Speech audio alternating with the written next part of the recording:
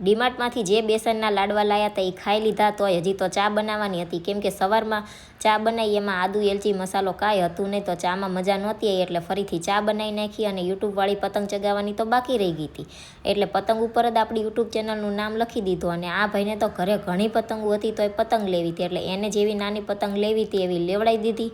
અને હું ઘરે આવી ત્યાં તો ગેંડીમાંથી કોક નાની નાની જીવડી ઉડતી હોય એવું લાગતું હતું, તો મારે એમાં ફિનાઇલની ગોળી મૂકવાની હતી.